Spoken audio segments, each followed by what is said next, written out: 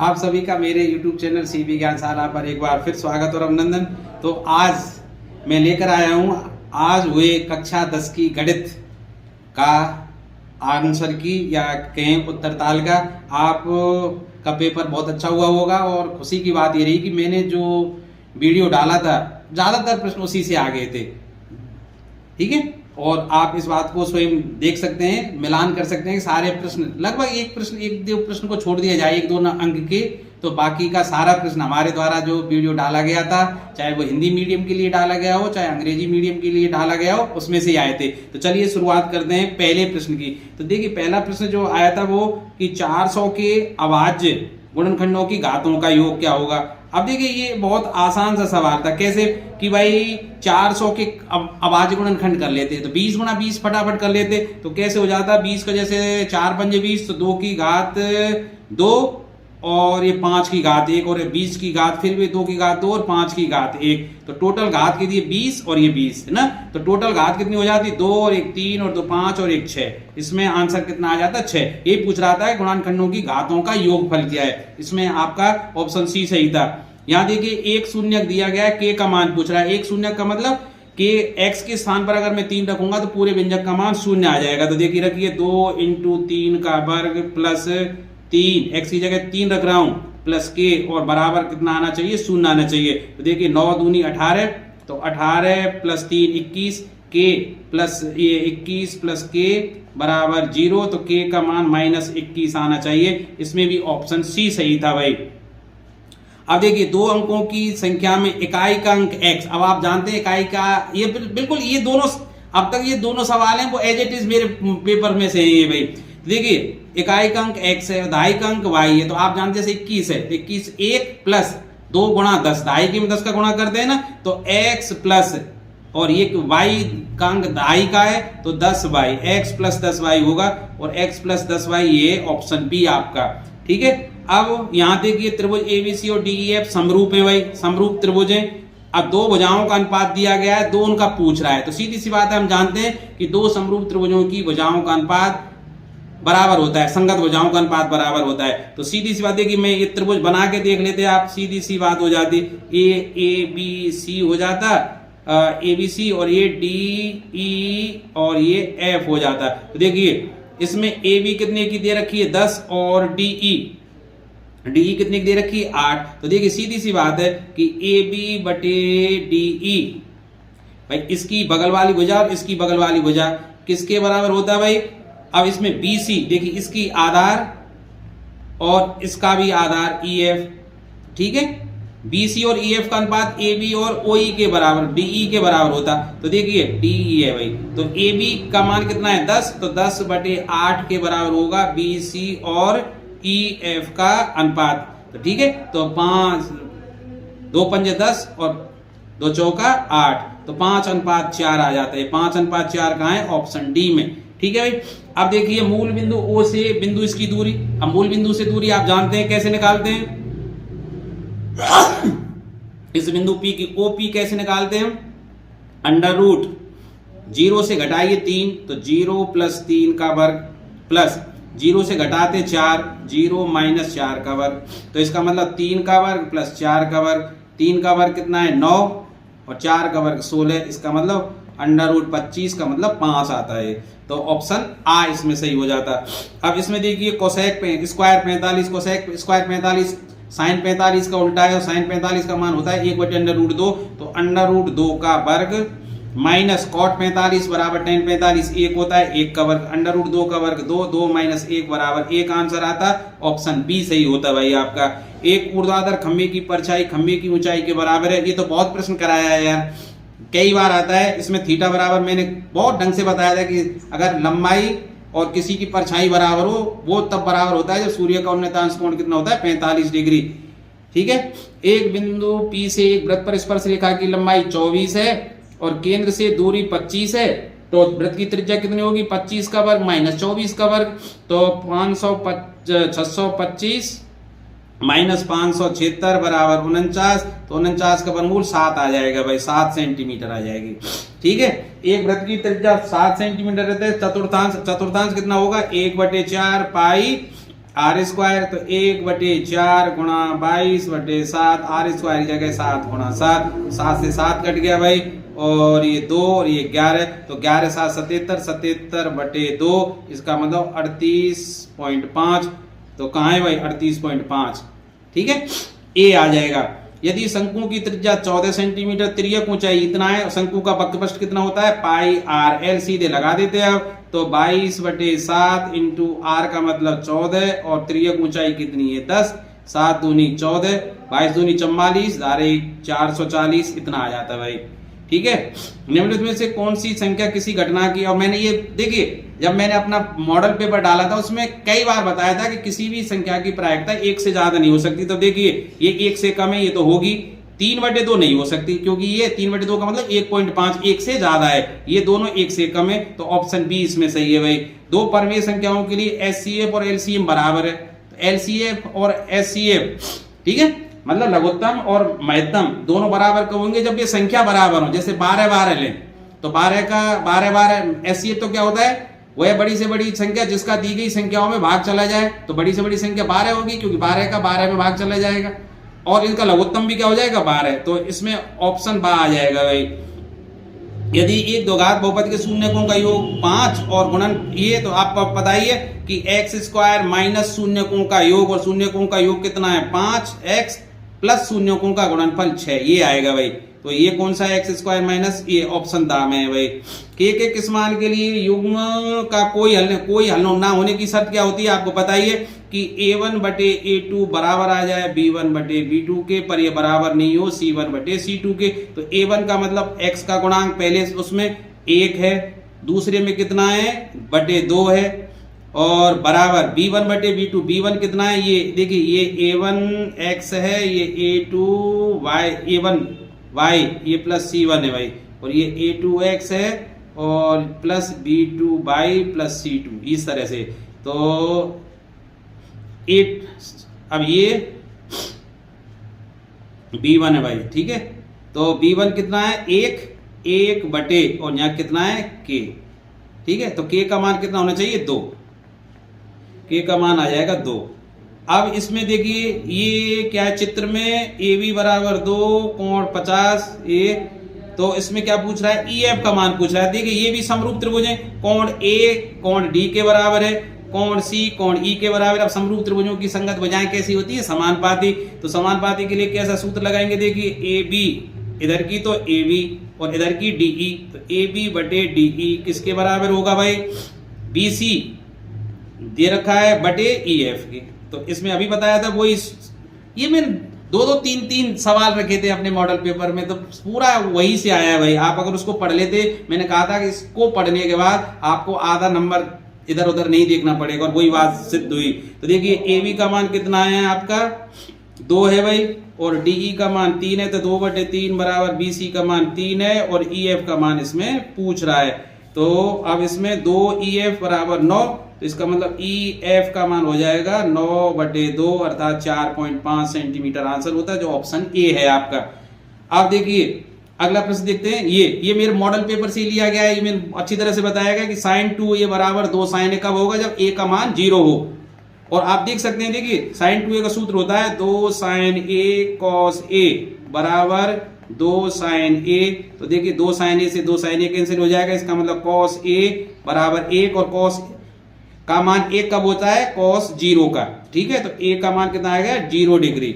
अब देखिए cos a बराबर 12/13 है, तो sin a का मान 5/13 होगा भाई। cos बराबर आधार बटे कर्ण, तो लंब आ जाएगा इसमें, आप निकाल लेना 5, तो इस 5/13 हो जाएगा ऑप्शन सी, ठीक है। एक घड़ी की मिनट की सुई द्वारा 5 मिनट में, अब जानते हैं घड़ी की मिनट की सुई 1 मिनट में 6 डिग्री का कोण बनाती है, तो 5 मिनट में 30 डिग्री का कोण, ऑप्शन आ आपका सही हो जाएगा। तो इस तरह से आपके सारे न्यू टाइप के प्रश्न हो गए भाई। अब देखिए रिक्त स्थानों की पूर्ति में चलते हैं कि 18a और 10 समांतर श्रेणी में है, तो a अर्थात मध्य का पद क्या होता है, दोनों पदों के योग के बराबर होता है, क्योंकि आपको पता ही है समांतर श्रेणी में 2 क्रमागत पदों का अंतर बराबर होता है। कैसे कि a माइनस 18 बराबर होगा 10 माइनस a के, सीधी सी बात है, a बराबर आ जाएगा 10 प्लस 18/2, अर्थात 28/2 बराबर 14 के, तो a का मान कितना आ जाएगा 14, ठीक है भाई।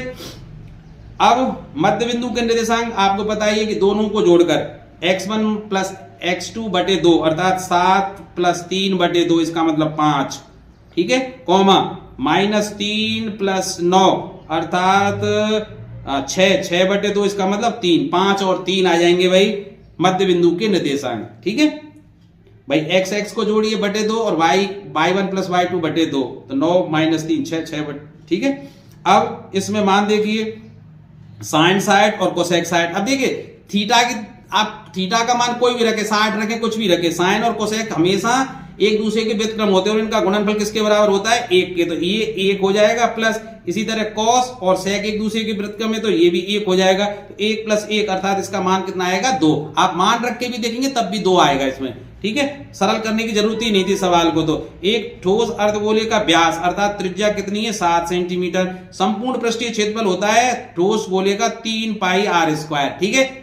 संपूर्ण नहीं होता, वो केवल पृष्ठीय क्षेत्रफल पूछता था, 2 पाई r² का सूत्र लगाते हैं। यहाँ संपूर्ण पृष्ठीय क्षेत्रफल पूछ रहा है तो 3 पाई r² मतलब 3 × 22/7, r² का मतलब 7 × 7, 7 से 7 कैंसिल हो गया तो 22 दिया 66, 66 × 60 आप कर देते 7 कर देते, 7 × 6 = 42 और ये 462 वर्ग सेंटीमीटर आ जाता भाई। गुणा कर देना भाई, वर्ग सेंटीमीटर। बहुलक पूछ रहा है। अब बहुलक क्या होता है, जिसकी बारंबारता सबसे ज्यादा अर्थात जो अंक सबसे ज्यादा बार आ रहा है। अब इसमें देख लेना शायद 4 सबसे ज्यादा आ रहा है, 1 2 3 बार आ रहा है, इसलिए बहुलक क्या होगा, 4 होगा भाई, ध्यान रखना। और कोई अंक इससे ज्यादा बार नहीं आ रहा है, 5 2 ही बार आ रहा है, ठीक है, और 7, ठीक है, तो ये 4 सबसे ज्यादा आ रहा है। अब देखिए छठा प्रश्न देखिए, किसी वर्ग अंतराल के लिए वर्ग चिन्ह, वर्ग चिन्ह क्या होता है, किसी वर्ग का मध्य बिंदु। अब इसकी ऊपर सीमा देखिए, वर्ग चिन्ह निकालते हैं, जैसे x निकालते हैं, वो वर्ग चिन्ह किसके बराबर होता है, आपको वर्ग चिन्ह मैंने ये सवाल बहुत बताया था भाई उसमें कि ऊपरी सीमा प्लस निम्न सीमा बटे 2, ठीक है, ऐसे होता है ना। तो वर्ग चिन्ह कितना है, 17, तो 17 बराबर किसके, ऊपरी सीमा 24 है, निम्न सीमा x मान लेते और बटे 2, इसका मतलब 24 + x बराबर 34 के, तो x बराबर क्या आ जाएगा, 10, ठीक है। तो देखिए 10 से लेके 24 थी, अब 10 और 24 को जोड़ेंगे, 34 का आधा 17 हो जाएगा ना। तो निम्न सीमा क्या होगी, निचली वर्ग सीमा क्या होगी, 10 होगी भाई। वर्ग कितना था, 10 से 24, तो आंसर आपको 10 लिख कर आना है भाई इसमें। अब देखिए शॉर्ट आंसर टाइप पे चलिए, एक वृत्त की त्रिज्या 14 सेंटीमीटर है और चाप की लंबाई ये भी सवाल उसी से आया था, मैंने बताया था उसमें एक सवाल लेकर, हालांकि संख्याएं अलग थी पर ऐसा सवाल था उसमें। तो देखिए आप सीधे सीधे क्या लगाएंगे, चाप की लंबाई कितनी होती है, 2 पाई r थीटा बटे 360, ठीक है, और बराबर कितना है, चाप की लंबाई 22 है भाई। तो देखिए 2 × 22/7 r की जगह कितना है, 14, और थीटा पता ही नहीं है, बटे 360 बराबर 22 के। तो देखिए 22 से ये 22 कैंसिल हो गया और काट दीजिए, 7 दूनी 14, 4 से ये 90 बार कट जाएगा, ठीक है। तो थीटा बराबर कितना हो जाएगा, 90 डिग्री भाई। थीटा कितना लिखते हैं इसमें, इसको सॉल्व करके नहीं तो थीटा बचगुणा करने पर 90 डिग्री आता है इसमें, ऐसे सवाल को करके आते हैं, ठीक है, करके देख लेना आप, वैसे भी करके देख लेंगे। 2 × 22/7 r की जगह 14 और 90/360 करके देखना, 22 आ रहा है कि नहीं आ रहा है, 9 × 36 और 7 दूनी 14 और ये 2 दूनी 4, 22 आ गया, ठीक है। थीटा बराबर 90 डिग्री लिख के आना। घन का संपूर्ण प्रश्न, ये सवाल वही सवाल था जो उसमें था भाई, मेरे मॉडल पेपर में था। तो देखिए संपूर्ण पृष्ठीय क्षेत्रफल इतना है, तो इसके एक फलक का पृष्ठीय क्षेत्रफल, देखिए घन में 6 वर्गाकार पृष्ठ होते हैं, तो 6 वर्ग पृष्ठों का क्षेत्रफल कितना है, 6 भुजा स्क्वायर बराबर 864 है। तो भुजा स्क्वायर अर्थात एक पृष्ठ का क्षेत्रफल ये कितना है, 864/6। तो देखिए 6 × 6, 6 × 24, 6 × 24, 144 वर्ग सेंटीमीटर, ठीक है। आप भाग दे लेना इसमें, 864 में 6 का, यही लिख के आना था। एक फलक का पृष्ठीय क्षेत्रफल पूछ रहा है, भुजा नहीं पूछ रहा है कि 100 का 12 लिख के आए, क्योंकि अगर आप 12 लिख के आए तो वो भुजा हो जाएगी एक उस घन की, तो वो एक फलक पृष्ठ का, अर्थात उसमें 6 फलक होते हैं और 6 पृष्ठों का क्षेत्रफल बराबर होगा, बराबर बराबर, तो 884 में 6 का भाग देख के आना है 144।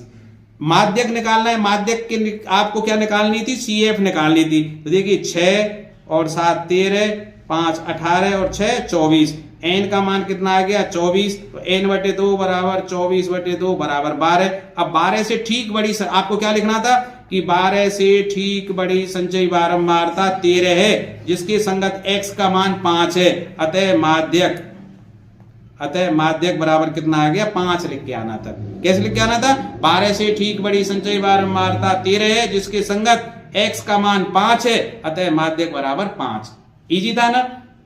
अब चलिए एक पासे को एक बार फेंकने पर 6 से बड़ा अंक आने की, अब देखिए अनुकूल घटनाएं क्या होंगी, 6 से बड़ा अंक तो केवल 5 से बड़ा अंक तो केवल 6 होता है और वो अंक है 1, अर्थात अनुकूल परिस्थितियां। तो देखिए P ग्रेटर देन 5 अर्थात A, 5 से बड़ा अंक आने की प्रायिकता कैसे लिखेंगे, अनुकूल परिस्थितियां 1 बटे कुल परिस्थितियां, एक पासे को एक बार फेंकने पर 6, 1/6 आंसर लिख के आना था। कैसे लिख देंगे कि चूंकि एक पासे को फेंकने पर स्थितियां हो सकती हैं 6, इसलिए कुल परिस्थितियां बराबर 6, ऐसे लिख के आना था आपको। और 5 से बड़ा अंक केवल 6 होता है जो कि 1 है, अतः 5 से बड़ा अंक आने की प्रायिकता बराबर अनुकूल परिस्थितियां बटे कुल परिस्थितियां, 1/6 आंसर। ठीक है। अब एक लंबवृत्तीय शंकु और बेलन समान त्रिज्या और समान ऊंचाई के, अब ये सवाल भी मैंने मेरे मॉडल पेपर में है भाई। शंकु का आयतन इतना है तो बेलन का आयतन आपको पता ही है कि बेलन का आयतन शंकु के आयतन का 3 गुना होता है, क्योंकि देखिए आयतन आपको पता ही है कि शंकु का आयतन कितना होता है भाई, शंकु का आयतन क्या होता है 1/3 पाई r स्क्वायर h, और पाई r स्क्वायर h क्या होता है बेलन का आयतन, अर्थात बेलन के आयतन का 1/3 होता है। तो बेलन का आयतन सीधे सीधे कितना लिख देते आप, तो बेलन का आयतन डायरेक्ट लिख देते इसमें 3 गुणा शंकु का आयतन। शंकु का आयतन कितना है 66, 36 18, 36 18 और 1 19, इतने घन सेंटीमीटर। डायरेक्ट था ये भाई, ये भी मेरे मॉडल पेपर से आया है भाई, जबकि ये किताब में नहीं था, ये सवाल किताब में नहीं था, मेरे मॉडल पेपर से आया है। ठीक है, तो ऐसे कुछ सवाल हो जाते हैं भाई जो है ना। अब देख लीजिए माध्यक ज्ञात करना है। अब यार माध्यक ज्ञात करने के लिए इनको या तो आरोही क्रम में जमाइए, अवरोही क्रम में। तो देखिए सबसे पहले सबसे छोटी संख्या लिखिए, आरोही क्रम में लिखें तो देखिए 17, आरोही क्रम में लिखने पर आप लिखते हैं उसमें सबसे पहले संख्याओं को आरोही क्रम में लिखने पर 17, उसके बाद 18 है, फिर 19 है, फिर 20 है भाई, फिर क्या है 20 के बाद 25 दिख रहा है, फिर 27 है और फिर 29 है। ये देखना 1 2 3 4 5 6 7, 1 2 3 4 5 6 7। अब माध्यक m बराबर क्या होगा 7 + 1/2 अर्थात 8/2 बराबर 4 वां पद, 4वां पद किधर से भी गुनिए, बाएं से दाएं से गिनिए, तो 1 2 3 4 अर्थात 20। तो माध्यक क्या लिखते हैं इसमें 20 आंसर था, चौथा पद क्या है 20। ठीक है। दो खिलाड़ी राम और श्याम शतरंज का एक मैच खेलते हैं। ये ज्ञात है कि राम द्वारा मैच जीतने की प्रायिकता 4/5 है। तो देखिए श्याम कब जीतेगा, जब राम नहीं जीतेगा। तो श्याम के जीतने की प्रायिकता PS क्या होगी 1 - PR, अर्थात राम के जीतने की प्रायिकता। तो 1 - 4/5 कर दे, तो देखिए लघुत्तम लिखते 5 - 4 अर्थात 1/5 आपका आंसर होना था भाई। दो घनों जिनमें से प्रत्येक की भुजा 2 सेंटीमीटर के संलग्न फलकों को मिलाकर एक ठोस घनाभ बनाया जाता है। तो देखिए ये भी सवाल मेरे उस मॉडल पेपर में है भाई। ठीक है, तो अब ये काफी, अब मैं क्या कहूं भाई, ये तुक्का ही माने। तो देखिए अगर प्रत्येक घन की भुजा 2 है, ठीक है, वहां मैंने भुजा की 1 रखी थी, लंबाई 1 रखी थी, ये थोड़ा सा बदला है। तो देखिए अब तो घनाभ बनेगा, इसकी 1 लंबाई बढ़ जाएगी। तो लंबाई कितनी हो जाएगी भाई, लंबाई बराबर हो जाएगी 4 और चौड़ाई 2 ही रहेगी और ऊंचाई भी 2 ही रहेगी।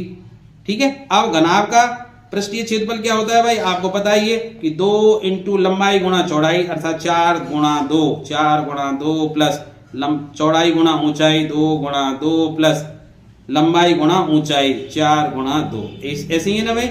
तो 2 × ये कितना हो जाता 8 + 4 + 8 तो 8 8 16 और 4 20 40 वर्ग सेंटीमीटर हो जाता है उसका आंसर। कितना लिखते? 40 वर्ग सेंटीमीटर। ठीक है भाई, इसमें 8वें में। अब 9वां आइए, प्रथम 10 धनात्मक विषम प्राकृतिक संख्याओं का समांतर माध्य ज्ञात कीजिए। आप लिख देते भाई 1 3 5 7, यही तो है ना, 9 इस तरह से। और कितने पदों की संख्या है? 10। कितने? 10 पदों। समांतर माध्य ज्ञात कीजिए। तो इनको जोड़ के नहीं भाग, 1 3 इनको जोड़ दीजिए भाई। 1 3 5, 1 + 3 + 5 + 7, 1 और 3 है ना, 1 3 5 7 9 + 11 + 13 + 15, 10 तक 10 गिन लेना। 1 2 3 4 5 6 7 8 9 और ये 10 और बटे 10 का भाग दे देना था। इनको जोड़ के 10 का भाग देना था आपको। ठीक है, अब देखिए एक थैली में 6 लाल और 7 सफेद गेंदें। इस थैली में से एक गेंद यादृच्छा निकाली जाती है। निकाली गई गेंद की सफेद होने की प्रायिकता क्या होगी भाई? तो देखिए अब कुल गेंदों की संख्या है 13, सफेद गेंद कितनी है? 7। तो देखिए प्रायिकता कितनी लिखेंगे आप? P सफेद W। तो कैसे लिखेंगे? कुल गेंदों की संख्या है इसलिए कुल परिस्थितियां 13, सफेद गेंदों की संख्या 7 है इसलिए अनुकूल परिस्थितियां 7। तो देखिए 7/13, यही आपका आंसर होना था। बहुत सरल था। एक ठोस अर्धगोले का वक्र पृष्ठीय क्षेत्रफल, अर्धगोले का वक्र पृष्ठीय क्षेत्रफल कितना है? ये 50 पाई है। तो इसका मतलब इस यहाँ 2πr² है भाई, 4πr² टोटल होता है। तो 2πr² बराबर 50 पाई, पाई से पाई कैंसिल, पाई से पाई कैंसिल, तो ये हो गया भाई 2r²। तो r² बराबर 25, तो r बराबर 5 आ जाती भाई। ठीक है, 5 इसमें आ जाता।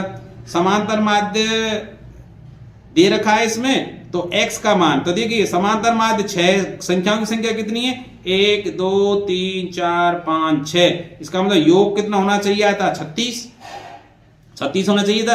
अब इसमें कितना योग है? 5 और 7 12 और 9 21 और 4 25 और 3 28 और 2 30।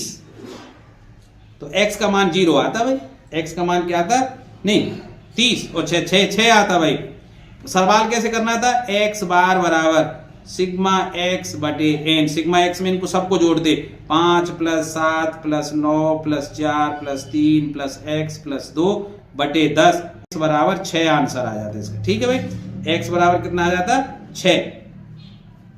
फटाफट जल्दी जल्दी कर रहे हैं इसलिए थोड़ी सी आप मैनेज कर लेना भाई। 12 15 और 21 का भाज्य गुणनफंडी द्वारा। तो देखिए 12 के खंड आप कैसे लिखते थे कि बहुत सरल था। 12 के 4 × 12 अर्थात 2 × 2 × 3, सरल था भाई।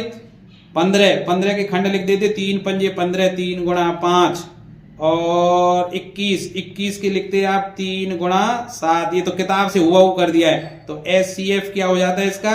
जो कॉमन है SCF आ जाता है इसका 3, और LCM जो कॉमन नहीं सबको लिखना है, 2 × 2 को भी लिखना है ना, और 3 × 3 इसमें से 1 लिखना था, 5 को भी लिखना है और 7 को भी लिखना है। 5 और 7 सबको लिखना है, सबका गुणा कर देते। 5 7 35, 35 105, 210 420। LCM कितना आता है इसका? 420। अब देखिए इसमें अल्फा प्लस बीटा और अल्फा बीटा ज्ञात करना। देखिए अल्फा प्लस बीटा बराबर होता है -b/a, अर्थात x का गुणांक। तो देखिए माइनस इंटू x का गुणांक क्या है? -5। तो -5 बटे a का मतलब x² का गुणांक बटे 3, तो ये हो जाता 5/3। अल्फा प्लस बीटा तो 5/3 था। 1 नंबर यार, एक इतना इजी पेपर मैंने पिछले 10 साल में नहीं देखा भाई। अल्फा इंटू बीटा बराबर होता है c/a, अर्थात अचर पद 9/3। तो 9/3 बराबर 3 आ जाता है इसका अल्फा इंटू बीटा। ये तो छठा प्रश्न तो बहुत सरल था, आपने कर दिया होगा, x और y के मान निकाल दिए होंगे, इसको बताने की जरूरत नहीं है। अब देखिए इसमें 7वें सवाल में देखिए मैं पदों की संख्या निकालनी है। तो देखिए a प्रथम पद कितना है इसका? 7 है। d बराबर 13 - 7 अर्थात 6 है इसमें। तो पदों की और अंतिम पद an। तो देखिए an का सूत्र लगा दीजिए, a + n - 1 × d। an मतलब कितना है? 205। 205 बराबर a का मतलब 7 है भाई, plus n minus 1 into D का मतलब 6। तो देखिए 205 बराबर ना 7 प्लस 6n माइनस 6, तो ये 1 रह जाएगा, 1 इधर जाएगा तो 204 रह जाएंगे, तो 6n बराबर 204, तो n बराबर 204 बटे 6 अर्थात 6 3 18 6 चौका 24। पदों की संख्या कितनी आ गई? 34 आंसर आना चाहिए था भाई। ये बहुत सरल है, ये तो बिल्कुल हुबहू प्रश्न ये मेरे मॉडल पेपर से है भाई। इसमें ये क्योंकि डीई समांतर बीसी है, आपको क्या लिखना था? क्योंकि डीई आपको ये लिखना था डीई समांतर बीसी, अतः समानुपातिक प्रमेय से क्या लिखना था? एडी बटे डीबी बराबर एई बटे ईसी। सीधे कर देते, एडी का मान x प्लस 2, डीबी का मान 6 और एई का मान कितना दिया गया है? 4 और ईसी का मान कितना है? 8। तो देखिए बचगुणा कर देते या 4 एकन 4, 4 दूनी 8, ठीक है, और 2 एकन 2, 2 तिया 6 अर्थात x प्लस 2 बराबर 3, तो x बराबर 1 आ जाता है, इसका आंसर आता है। ठीक है, आपने गुणा भाग कैसे भी किया, x का मान 1 आप गुणा भाग कर लेते भाई और दोबारा से ना x अक्ष। तो देखिए इस सवाल का रिवीजन तो मैंने बहुत कराया था भाई, आपने जो न्यू टाइप वाले सवाल थे ना उनमें कराया था इसका। मैंने पहले कहा था कि जो न्यू टाइप वाला पेपर है वो ज्यादा महत्वपूर्ण है, जो मैंने लगभग 2.25 घंटे का डाला था छोटे प्रश्नों का, उसमें से सारे प्रश्न आ गए हैं भाई। 2 3 4 प्रश्नों को पीछे वालों को छोड़कर सारे प्रश्न उसमें आए हैं जो मैंने पहला भाग डाला था उसमें से। तो देखिए आप जानते हैं x अक्ष पर y का मान 0 होता है, तो वो बिंदु P उसके निर्देशांक में क्या मान लेता हूं? अरे क्या भाई, डन कर देता हूं। P बिंदु उसके निर्देशांक x अक्ष पर y का मान 0 होता है, तो x और 0 निर्देशांक मान लेता हूं। इसका मतलब ये बिंदु अगर A है, ये बिंदु B है, तो PA बराबर क्या लगते हैं हम? PB, ऐसे या PA स्क्वायर बराबर PB स्क्वायर कर देते हैं, वर्ग भी करते हैं क्योंकि फिर अंडर रूट आता है। तो देखिए x माइनस 5 का वर्ग, ठीक है, और 0 माइनस 3 का वर्ग, तो 0 माइनस 3 का वर्ग बराबर x माइनस 3 अर्थात x प्लस 3 का वर्ग, और 0 माइनस 2 ना, और अर्थात ये 0 प्लस 2 का वर्ग, ये आंसर होता है भाई ना। तो देखिए x square minus 10x plus 25 और 3 का वर्ग हो जाएगा 9 बराबर x square plus 6x plus 9। ये सवाल था उस सवाल में ना, और प्लस 4। तो देखिए 9 से 9 कैंसिल हो गया, एक्स स्क्वायर से एक्स स्क्वायर कैंसिल हो गया, तो माइनस के 10x माइनस के 6x बराबर 4, यही 25 इधर को जाएंगे तो माइनस के 21 हो जाएंगे, ठीक है, और ये 16x, तो 16x बराबर माइनस के 21, माइनस से माइनस कैंसिल कर x बराबर 21 बटे 16। देख लेना भाई, ये 9 प्लस 4, 9 से 9 25, ये माइनस के 21 अनुपात 16, ये हो जाता भाई। इसको और देख लेना, x माइनस 5 का वर्ग और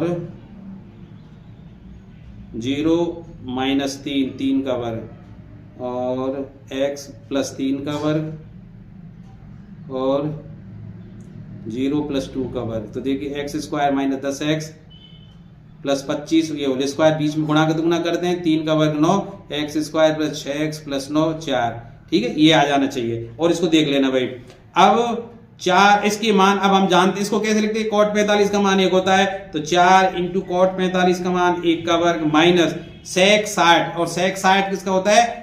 cos 60 का उल्टा, cos 60 का मान होता है 1/2, इसका मतलब 2 का वर्ग, sin 60 का मान होता है अंडर रूट 3/2 का वर्ग, ये आंसर आता है भाई। तो 4 माइनस 2 का वर्ग 4 प्लस 3/4, ये तो कटी जाते बराबर 3/4, इसका आंसर लिखना था 10वें सवाल का भाई। अब देखिए 12 मीटर लंबी एक सीढ़ी एक ऊर्ध्वाधर दीवार के शिखर तक पहुंचती है। देखिए इस तरह से एक दीवार है, ठीक है, और एक 12 मीटर सीढ़ी है भाई, इस तरह से ये 12 मीटर सीढ़ी है, ये सीढ़ी है और दीवार तक पहुंचती है और दीवार के साथ 60 डिग्री का कोण बनाती है। तो दीवार की ऊंचाई, ये दीवार है AB, ठीक है, दीवार की ऊंचाई क्या मान लेता हूं मैं x, दीवार की ऊंचाई x मान लें, तो देखिए इसमें लंब है और कर्ण है, तो देखिए इसमें साइन का लगाते, साइन 60 बराबर लंब बटे कर्ण अर्थात x बटे 12, तो √3/2 बराबर x बटे 12 बजगुणा कर देते, तो 2x बराबर 12 √3, तो x बराबर 12 √3/2 अर्थात 6 √3 मीटर आंसर आपको लिख कर आना था भाई। ये इसकी दीवार की ऊंचाई आ जाती। अब ये सवाल तो किताब से आया है, इसमें बहुत आसान था। क्या करना था कि आप हम जानते हैं कि बाह्य बिंदु से वृत्त पर खींची गई स्पर्श रेखाएं लंबाई में समान होती हैं। बाह्य बिंदु ए से दो स्पर्श रेखाएं खींची गई ए पी और पी एस, तो देखिए एक में क्या कर देते हैं हम कि ए से ए पी बराबर पी एस, ठीक है, ये समीकरण 1। इसी ए पी बराबर A S, sorry A P बराबर ए एस। अब इसी तरह बी बिंदु से दो स्पर्श रेखाएं खींची गई हैं, कौन सी, बीपी बराबर बी क्यू, तो बीपी बराबर बी क्यू, ये समीकरण 2 आ जाता भाई, ठीक है। अब देखना, अब डी बिंदु से दो स्पर्श रेखाएं खींची गई डीएस बराबर डी आर, ठीक है।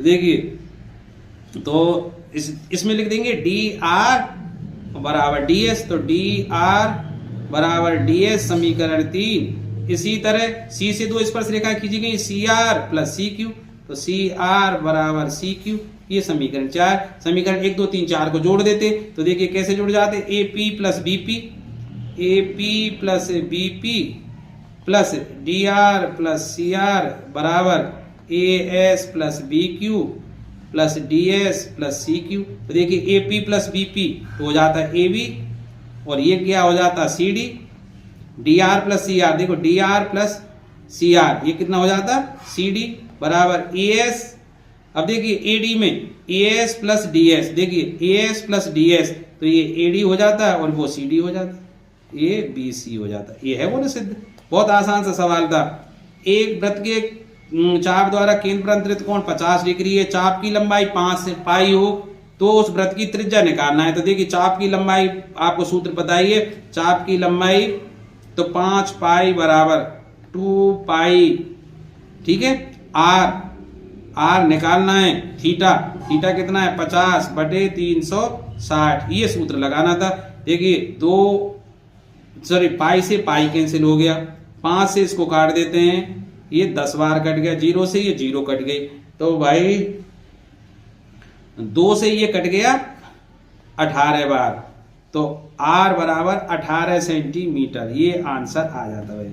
इसमें आप ऐसे सूत्र लगाते थे, 2 पाई आर थीटा बटे 360 बराबर 5 पाई का। आप देख लेना R बराबर 18, ये करके नहीं 15 पदों का। देखिए ये सवाल मैंने रखा था, तो देखिए इसको ऐसे करते हैं, ए एन बराबर 3 + 2n है, तो a1 निकालिए प्रथम पद, 3 + 2 अर्थात 5। अब a2 अर्थात दूसरा पद निकाल लीजिए, 3 + 2 × 2 अर्थात 3 + 4 बराबर 7, तो श्रेणी क्या हो गई। और अगला a3 निकाले तो 3 + 2 × 3 अर्थात 3 + 6 9, तो a बराबर 5 और d बराबर कितना आ गया 2, 7 - 5। तो प्रथम 15 पदों का योगफल ज्ञात करना है, तो इसमें क्या लगाया भाई 15 पदों का योगफल SN बराबर, ठीक है। कैसे निकालेंगे भाई, आप निकालिए n बटे 2 अर्थात 15 बटे 2, 2a अर्थात 2 × 5 प्लस n - 1 अर्थात 14 × d कितना है 2। ये सवाल आपका था भाई, 15 बटे 2 10 प्लस 14 दूनी 28, ये 15 बटे 2 × 38, ये 19 × 15, ये आपका आंसर था।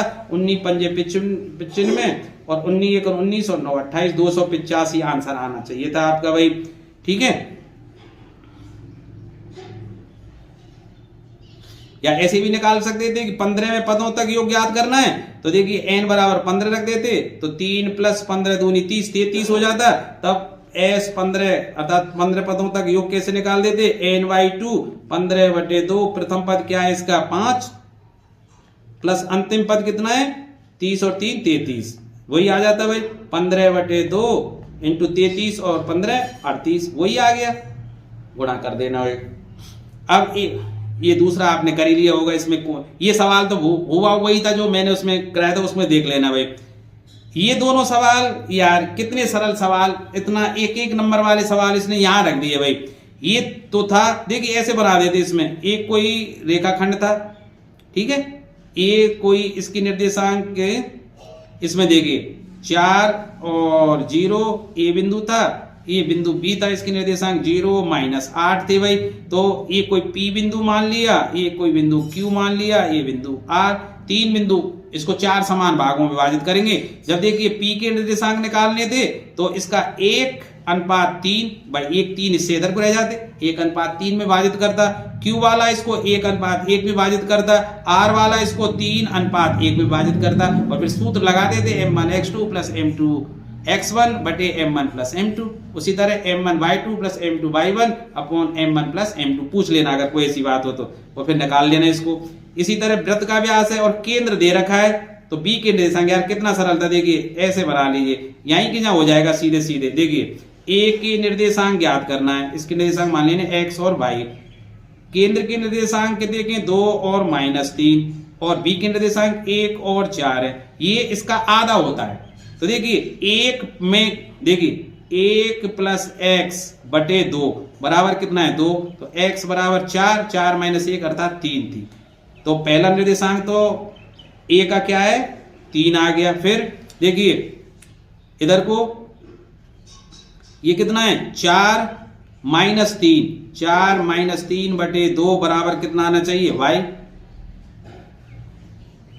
नहीं सॉरी, अरे नहीं, दूसरा क्या था कि y + 4/2 बराबर कितना आना चाहिए -3। तो देखिए y + 4 बराबर -6, तो y बराबर क्या आ जाता 10, -10, तो 3 और -10 इसके आंसर आ जाते हैं। ठीक है, 3 और -10 करके देखिए, 3 और -10, अब देखिए 3 + 1 4, 4 का आधा 2 आ गया, फिर -10 और 4 जोड़ेंगे तो -6 का आधा -3 आ गया ना।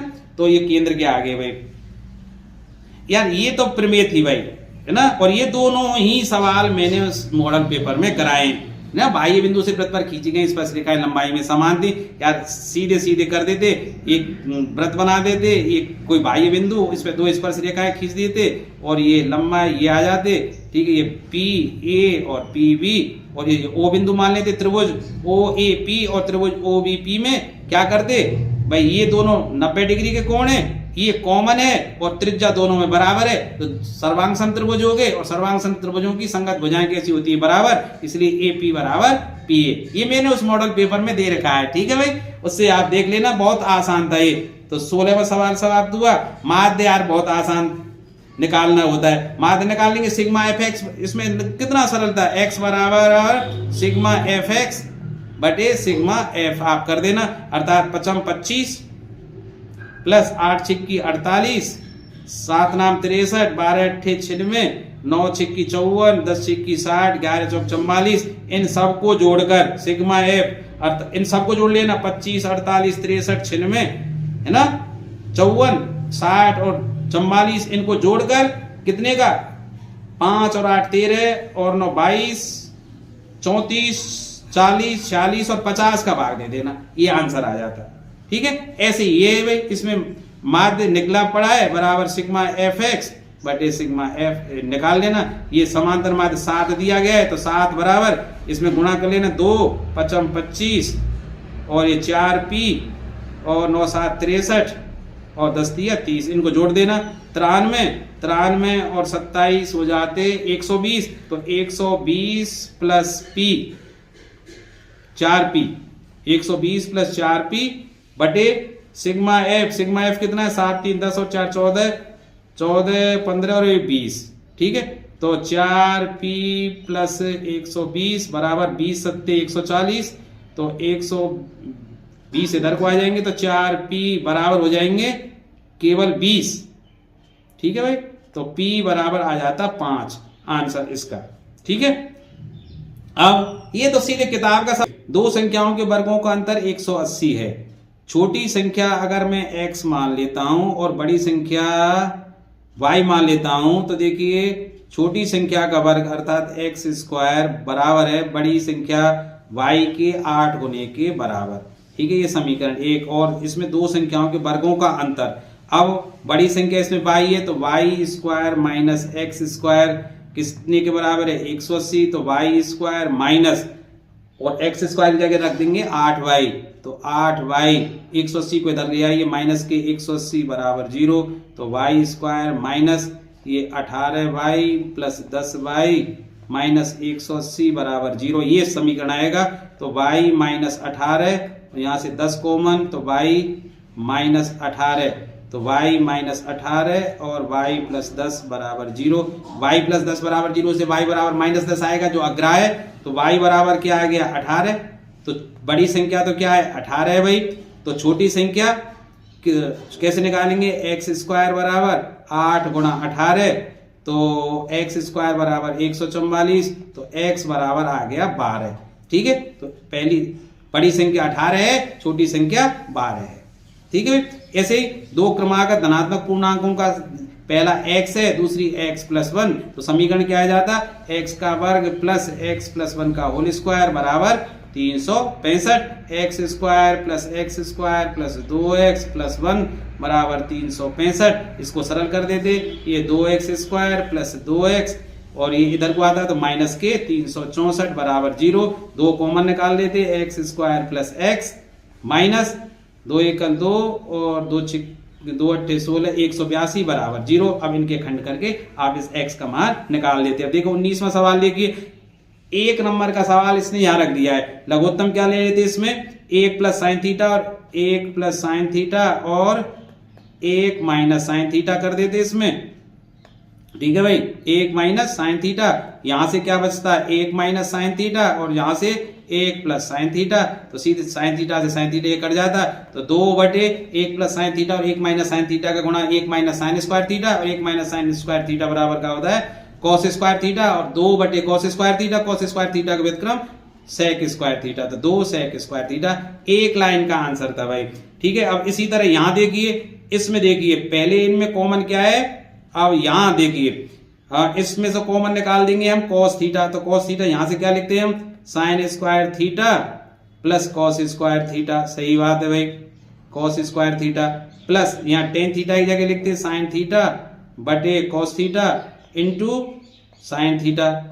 ये अब देखिए cos थीटा बचा यहाँ, ये तो एक होता है sine square plus cos square, तो cos theta plus sine square theta बटे cos थीटा, अब cos थीटा लघुत्तम आ जाता, तो देखिए ये cos square theta plus sine square theta और ये 1 बटे cos थीटा बराबर sec थीटा, और यही हमारी क्या थी RHS। यार एक नंबर के लायक सवाल आपके 4 नंबर के दिए, इससे ज्यादा यार भाई मुझे नहीं लगता इससे ज्यादा सरल कोई सवाल हो सकता है। इनकी औकात एक नंबर लायक थी और ये हो गया भाई इतना नंबर का। अब ऐसे ही माध्यक है, माध्यक का देखिए इसमें CF निकालनी है और फिर n/2 करके, नहीं इसका CF निकाल दे जोड़ के, नहीं फिर n/2 से ठीक बड़ी संचयी बारंबारता आप देखिए और सूत्र लगा देते, फिर कौन सा m बराबर l plus n/2 minus CF/f into h करके, और आप निकाल लेना। इसी तरह बहुलक है, सबसे बड़े वर्ग की बहुलक वर्ग क्या है इसमें 17 बड़ी सबसे, ठीक है, तो इसमें ये तो बहुलक सबसे बहुलक वर्ग आएगा 20 से 29। अब सूत्र लगा के आराम से निकाल देते, बहुलक z बराबर क्या होता है l प्लस है ना f0 माइनस f1 बटे 2f0 minus f1 minus f2 into h करके, और l कितना है आपका 20, तो 20 प्लस 17 माइनस 16 बटे f का दोगुना 34 माइनस 16 माइनस 12 गुणा, ये कितने का अंतर है 9 का इसमें गुणा कर देते भाई, 11 से 2 20 से 11 ना, तो अब 20 प्लस ये बचा 1 बटे 28 से गए तो 6 और 9, तो 3 दूनी 6 3 तिया 9, 3/2 अर्थात 20 प्लस 1.5 21.5 इसका क्या आ जाता आंसर। तो ठीक है, तो आशा है आप सभी का ये वीडियो मतलब पेपर बहुत अच्छा रहा होगा। मैंने बहुत जल्दी में जैसे ही पेपर मेरे हाथ में आया मैंने इसका सॉल्यूशन बना के डाल दिया है। मैंने ईमानदारी से इस पेपर को देखा भी नहीं था पहले कैसा पेपर ये आया है। तो आपको मेरा ये प्रयास कैसा लगा आप बताएं मुझे, और चलते हैं मिलते हैं किसी एक नई वीडियो में। तब तक आप खुश रहिए, आबाद रहिए, और संस्कृत के पेपर के लिए पहले से हार्दिक शुभकामनाएं। धन्यवाद, नमस्कार।